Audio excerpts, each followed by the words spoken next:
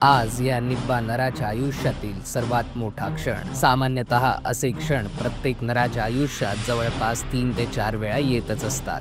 पण आवंढा घशात आणि गोट्या कपाळात तेव्हा येतात जेव्हा हा क्षण नराच्या नाकातोंडाशी येतो. बऱ्याच वर्षात मनात तुंबवून ठेवलेली मादीप्रती असलेली भावना नर व्यक्त करायला लाजतोच.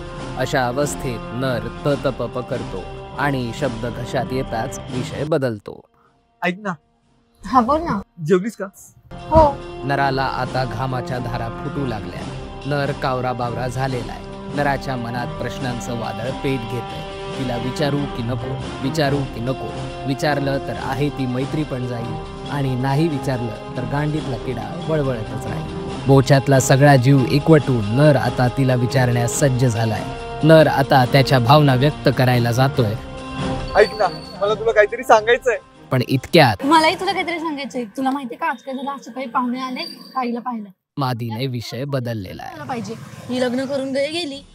आता नराचे कान तर मादीकडे आहेत, पण भान तिसरीकडेच. नराने परत एकदा ही जोखीम पत्करायचं ठरवलेलं आहे. ऐक ना, मला तुला बऱ्याच दिवसापासून काहीतरी सांगायचंय. I love you. तू माझी व्हॅलेंटाईन होशील?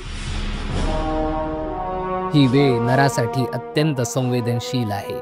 मादा आपला निर्णय देईपर्यंत नराची गुफा बोगदा झालेली आहे आणि अखेरीस ज्याची भीती होती ते घडलेच. मी कधी तसा विचार केला नाही.